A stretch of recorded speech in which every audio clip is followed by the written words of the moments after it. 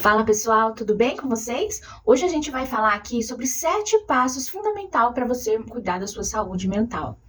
Então, se você curte esse assunto, se você precisa desse assunto, já deixa seu like no vídeo, compartilha com alguém que de repente esteja precisando ouvir isso, ok? E vamos lá. Então, o primeiro passo aqui que eu vou colocar para nós é a identificação do problema. A identificação do problema é quando você sabe que tá com alguma coisa não vai bem, e você não sabe o que é. Então vamos lá, ansiedade, vamos começar pela ansiedade. A ansiedade, ela tem alguns sintomas. Ela pode ser caracterizada como suando, dores de cabeça recorrentes, coração batendo forte, dificuldade para respirar, burnout, que são aqueles pensamentos acelerados, né? Sabe quando você tem muita coisa na cabeça e aí você tem dificuldade de focar em uma coisa só? Então, isso pode ser um burnout, isso quando começa a te atrapalhar nos seus afazeres, te atrapalhar no sono, né? Você não consegue dormir, é bom você parar e ver o que está acontecendo para você se cuidar. Então pode ser uma fobia, uma timidez, uma fobia social, você assim não gosta de ficar perto das pessoas, você não se sente à vontade quando você tem muitas pessoas perto, em reuniões, festas e etc. Pode ser caracterizado também com medo de falar com outras pessoas, transtornos obsessivos compulsivos, que a gente chama de TOC, né? Então isso tudo é ansiedade. E a ansiedade, ela provoca um estado de alerta constante no nosso cérebro. Então, o órgão, né, nosso órgão responsável por esse estado de vigilância permanente é a nossa amígdala cerebral, que fica lá no meio do nosso cérebro e ela fica mandando mensagem ali o tempo inteiro de alerta para o seu organismo, para que ele produza hormônios ligados à luta e fuga. Então, você vai produzir cortisol, você vai produzir adrenalina, noradrenalina. Esses hormônios vão te colocar prontos para lutar, para fugir se for necessário. Isso é bom se você está numa situação de risco. Mas se você não está, se isso se torna constante na sua vida, isso leva ao estado que nós chamamos de estresse oxidativo. Tanto a depressão quanto a ansiedade levam a esse mesmo estado. E esse estresse oxidativo, ele é responsável pela maioria das doenças que nós temos hoje. Então, ele vai causar estresse oxidativo nos seus órgãos, no seu organismo como um todo. E uma hora, algum deles vai começar a falhar, não é?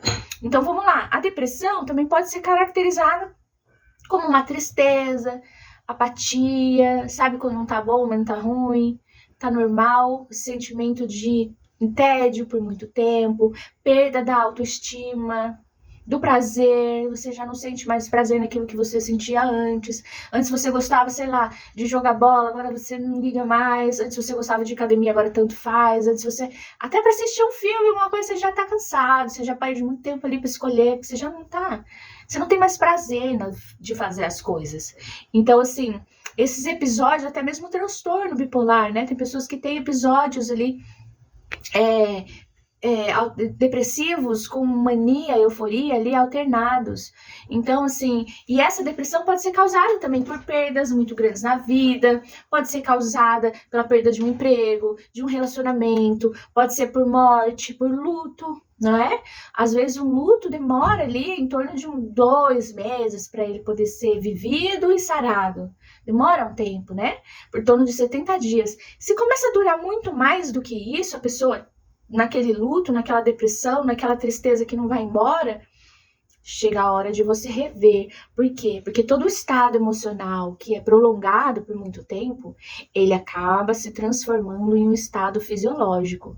Então, mesmo a tristeza, se você deixar ela ficar por muito tempo, ela vai começar a provocar danos fisiológicos no seu corpo. Da mesma forma, a ansiedade. Você deixar aquele estado de preocupação e estresse constante, isso vai se refletir no seu organismo, né? Aquelas pessoas ali que são as famosas workaholics, né? Amam o que fazem, amam trabalhar, não importa a hora do dia, da noite, ela tá ali firme e forte, o tempo inteiro, todo dia. Chega uma hora que ela não aguenta mais, porque o organismo nosso não foi feito para isso, para esse estado vigilante sempre. Então a gente precisa ter o nosso tempo de descanso, mesmo a tristeza. Tem uma frase famosa, né, que fala assim, se a tristeza vier bater a sua porta, convide-a para tomar um chá. Mas não precisa convidar a tristeza para passar a semana, né? Para passar o mês, para casar com a tristeza. Não, a tristeza ela tem um motivo, a gente precisa entender, né? Por que ela chegou? Por que ela tá ali, aquela angústia? Será que a gente fez alguma coisa? Será que é uma culpa? Será que é algo não resolvido? Será que é pra gente, sei lá, algum estado que a gente faz uma oração, né? Por aquela razão, por aquela pessoa, por aquele motivo? Ou não, né? A gente precisa entender o que aquela tristeza está querendo nos dizer, mesmo aquela ansiedade. Mas depois a gente precisa, ó, agora chega, agora vai. A gente precisa entregar, né? Porque a gente não é super humanos, nós não somos capazes de resolver. Tem coisas que não estão na nossa alçada, portanto, não depende de nós ficarmos pensando nisso, ficar amargurando, ruminando isso, não vai mudar o resultado da situação. Então, tem coisas que a gente precisa entregar. Então, vamos lá. Tem outras coisas também. Então, como que a gente faz para tratar esse estresse oxidativo que essas duas, com esses dois estados, né, emocionais podem provocar no organismo? A gente tem que ir direto ao ponto, né? Como tratar o estresse oxidativo e impedir que aquele estado emocional adoeça o nosso físico. Então, vamos lá. O primeiro passo é identificar. Eu tô com ansiedade? Eu tô com depressão? Eu tô com pensamentos suicidas? Isso é muito sério, né? Se você tá com um pensamento suicida, você precisa urgentemente procurar a gente é aconselhado, né, indicar imediatamente que o paciente procure uma emergência, procure um médico, um medicamento, porque às vezes você tá naquela crise, no momento de crise, e o medicamento vai te ajudar ali a não fazer mal para você mesmo. Então, a crise, o medicamento é como aquela muletinha, né? Na hora que você tá em crise, você precisa dele. Mas depois você precisa voltar, né? Você precisa se reabilitar, você precisa voltar a andar com as próprias pernas e ir desligando o medicamento, da medicação através de mudança de hábitos, através de terapia, através, né, de outros mecanismos ali. Mas aí, no momento de crise, a medicação muitas vezes ela é imperiosa. Então você precisa ali de um medicamento e até um acompanhamento médico para isso, né? Porque quem dá a medicação, quem tira a medicação é o médico que prescreveu. Então, você precisa, muitas vezes, vai precisar passar por esse atendimento. Nas cidades tem o CAPS, né? Que é o Centro de Reabilitação Pessoas, Atendimento Psicossocial. Então, esse CAPS pode te orientar. Lá tem psiquiatras, tem psicólogos que vão conversar com você, vão te dar um remédio se for preciso. Então, se você está sofrendo com isso já há algum tempo, uma tristeza que você não está conseguindo mandar embora, uma ansiedade, uma preocupação que não está indo embora, então você precisa procurar esses centros, procurar ajuda, ou um profissional do seu convênio, ou um profissional particular, mas não deixe de procurar ajuda, porque esses estados vêm e passam, e eles têm que passar.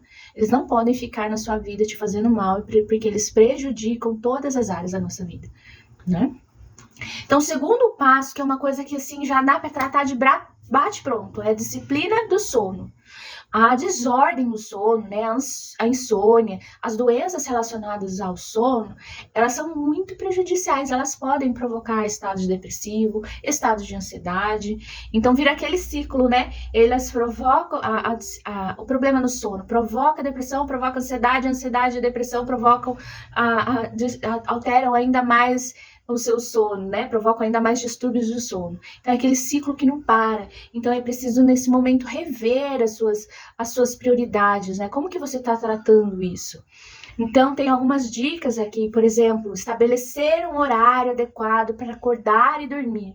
Qual é o horário que você deve deitar na cama todas as noites?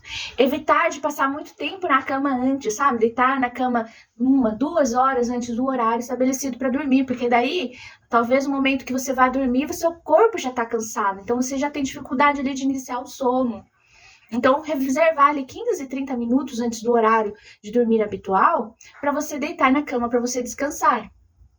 Evitar sonecas por pelo menos 6 horas antes desse horário de dormir, né? Porque essas sonecas podem prejudicar o sono. Evitar exposição de luz brilhante, como televisão, de jogos de internet, o consumo de bebida alcoólica. O consumo de bebida alcoólica é muito comum em pessoas que tomam, às vezes, para dormir, né? Eu vou tomar um negocinho para mim dormir relaxado.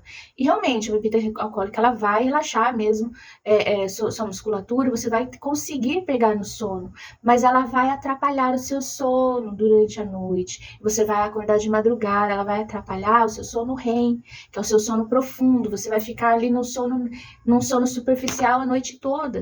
Então, aquela bebida não vai te fazer bem. A gente tem 2 tipos de sono, né? O sono que a gente chama de sono REM e o sono não REM.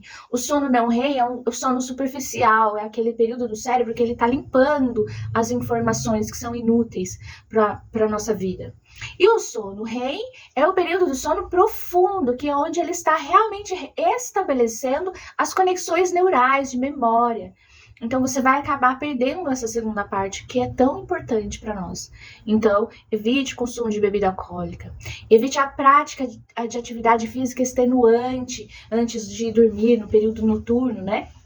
De repente você vai fazer, não, mas eu só tenho período noturno para fazer atividade física, Natália, então tá bom. Mas então faça uma atividade leve, uma atividade moderada, né? Algo que leve você a um relaxamento e não ao esgotamento físico. É diferente você relaxar e você se esgotar.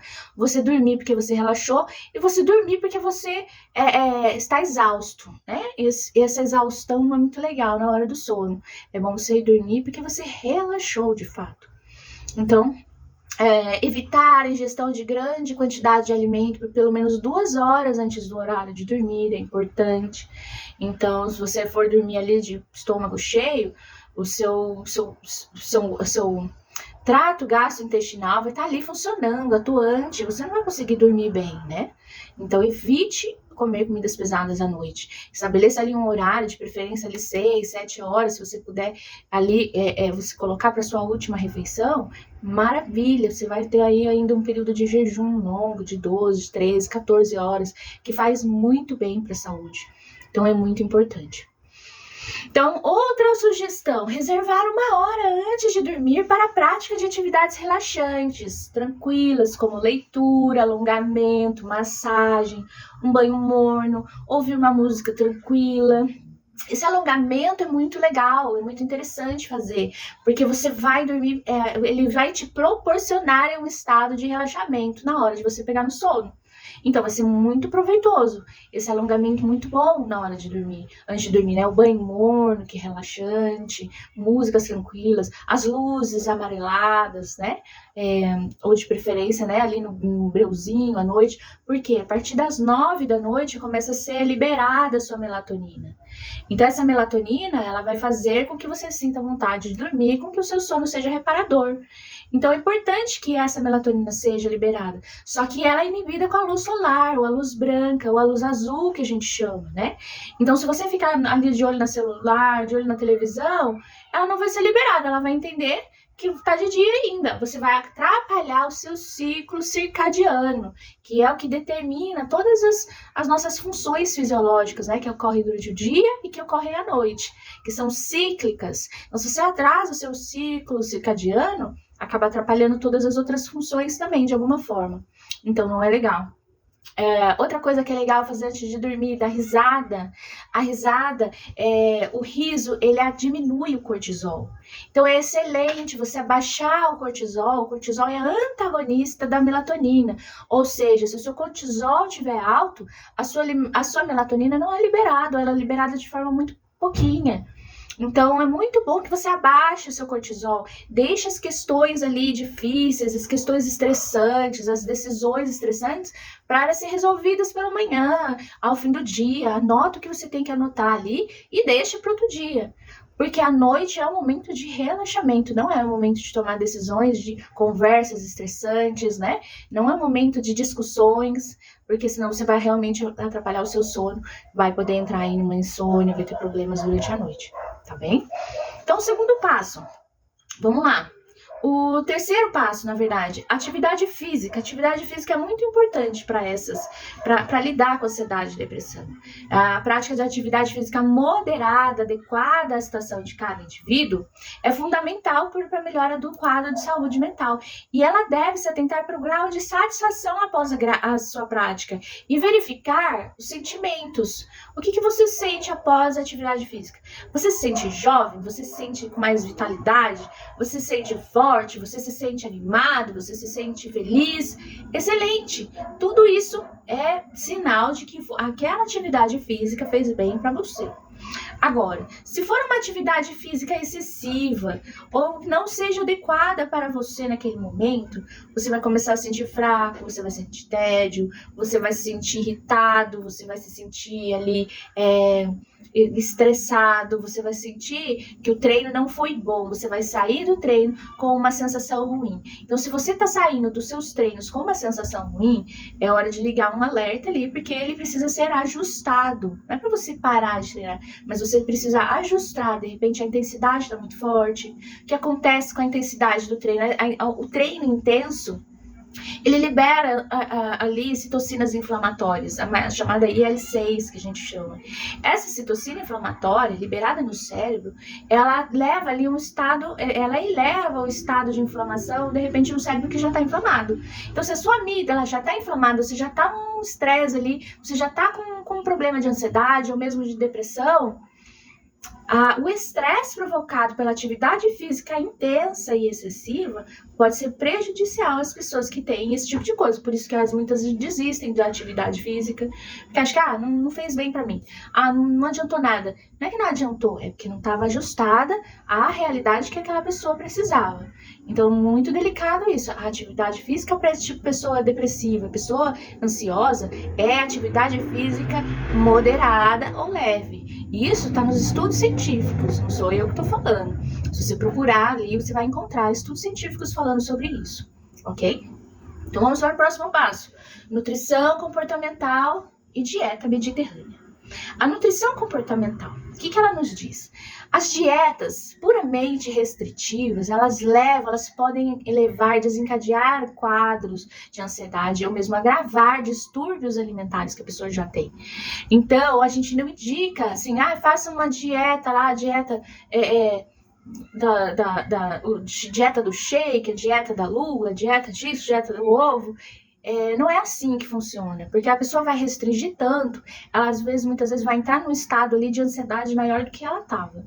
Então não é assim que a gente faz. A gente começa a mudar hábitos, a gente passa ali por um estado de detoxificação, de restringir sim alimentos ultraprocessados, de fazer diminuição dos danos, redução dos danos para aquelas pessoas que têm dificuldade para deixar, de repente, sei lá, de tomar refrigerante ou, sei lá, alguma outra coisa, das pessoas fumantes, né? A gente não consegue fazer com que a pessoa pare de uma vez, mas consegue fazer com que ela reduza os danos que ela está causando ao organismo dela.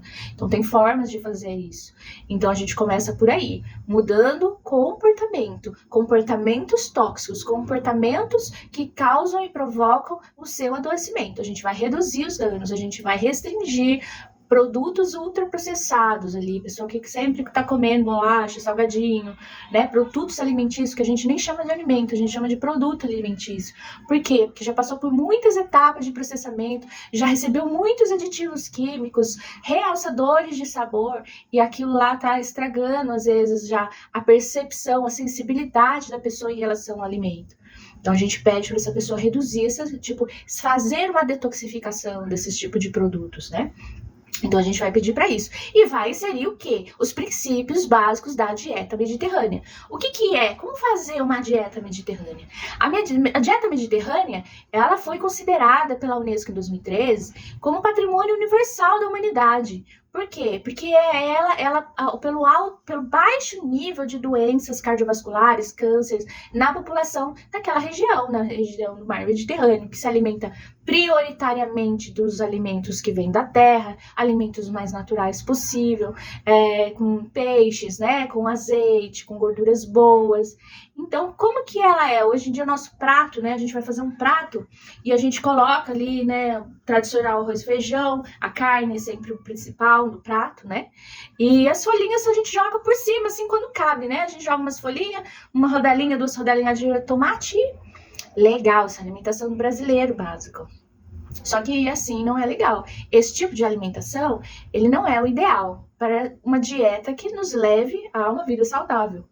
Então, o ideal ali, ao invés de forrar o nosso prato de arroz e feijão, seria a gente forrar o nosso prato com alimentos verdes, com saladas, com vários tipos de folha diferentes. Então, se a gente puder comprar, assim, vários tipos de folha diferentes, o pessoal fala muito, alimentação saudável é cara.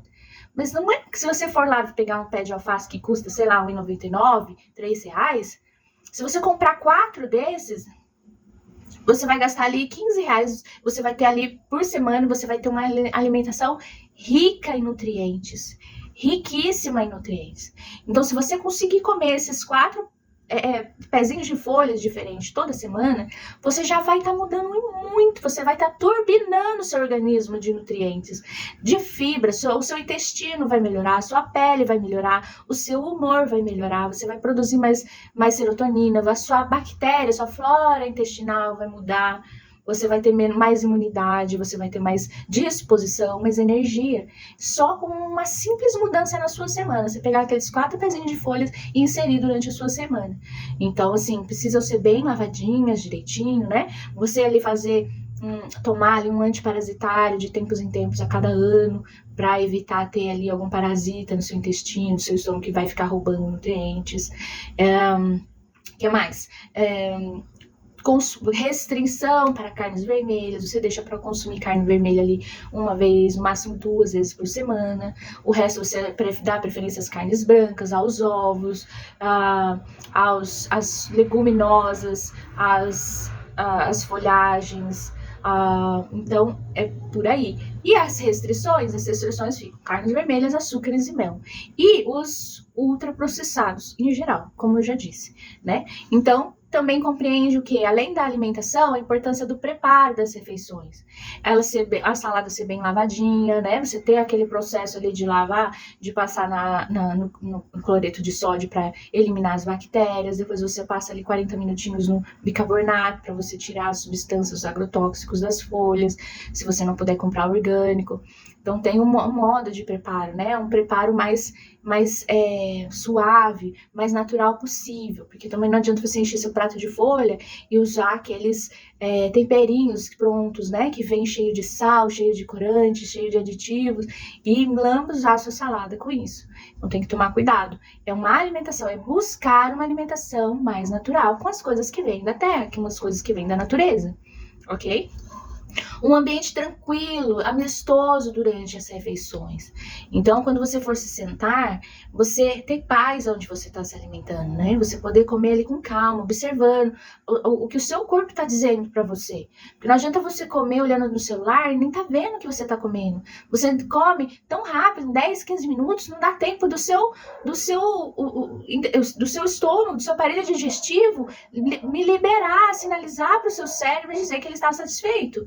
Você já enfiou toda a comida lá e ele não deu nem tempo de dizer, e depois você fica estufado. Nossa, não devia ter comido aquilo. Por quê? Porque você não ouviu. Então, você descansa o garfo, os talheres na mesa, dá uma garfada, mastiga muito bem, né?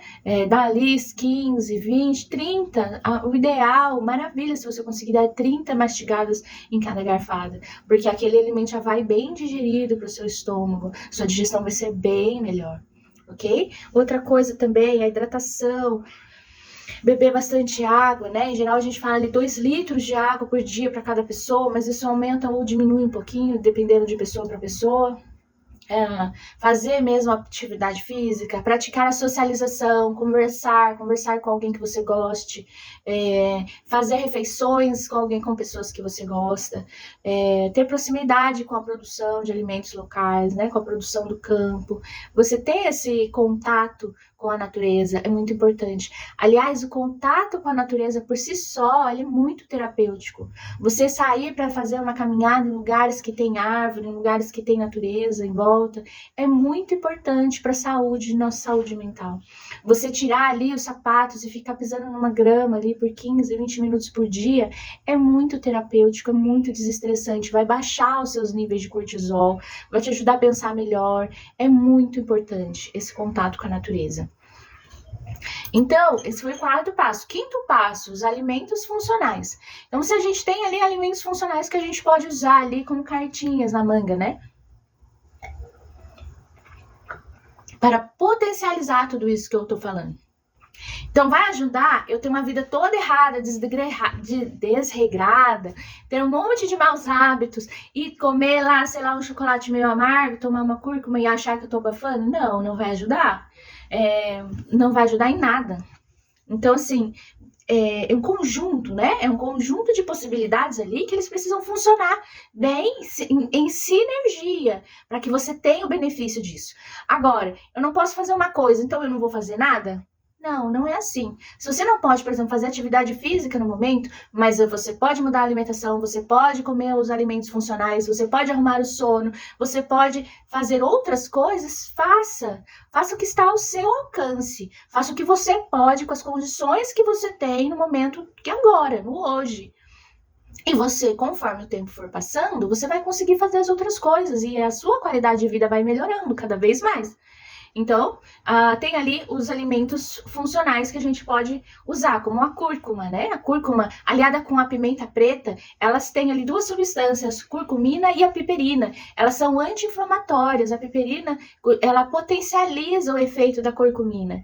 Então, se você conseguir tomar esses dois juntos, vai ser muito importante, inclua na sua alimentação, inclua na sua dieta, porque isso vai ajudar você a baixar a inflamação sistêmica do seu organismo. O chocolate meio amargo também, se você comer ali umas 50 gramas por dia, ele vai te ajudar a diminuir a ansiedade. Ele tem substâncias que são anti-inflamatórias nele, que vai ajudar, inclusive, na produção de neurotransmissores que relacionados ao bem-estar.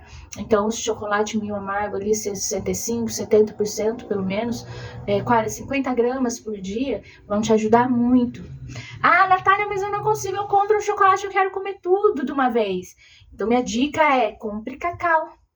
Eu uso, inclusive, o cacau mesmo, porque eu também sou dessas, que eu pego uma barra de chocolate e quero devorar a barra inteira.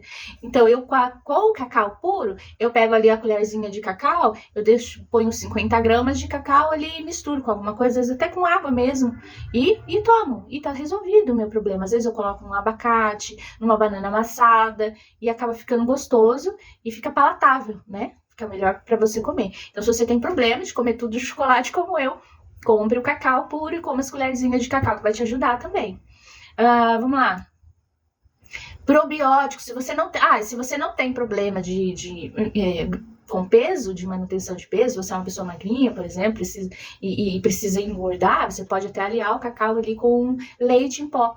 Leite em pó que você vai colocar junto, ele vai ficar palatável e você vai conseguir comer. Então, ele vai te dar ali uma caloria extra, vai ser bom também.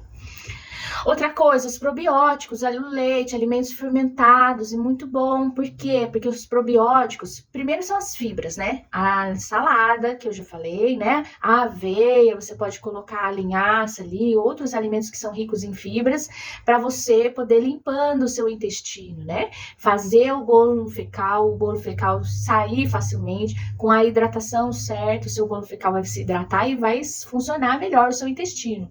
Então, os probióticos entram nesse estado, porque você vai turbinar o seu intestino com bactérias positivas, bactérias que são saudáveis para a nossa saúde, ao invés das patogênicas, aquelas que nos levam a adoecer.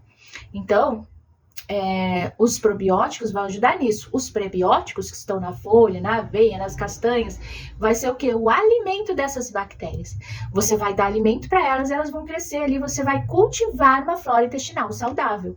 E é fundamental. Por quê? Porque o nosso intestino, ele é o nosso maior produtor de serotonina que tem. Serotonina é o nosso hormônio relacionado ao nosso bem-estar. Então, é relacionado ao nosso bom humor.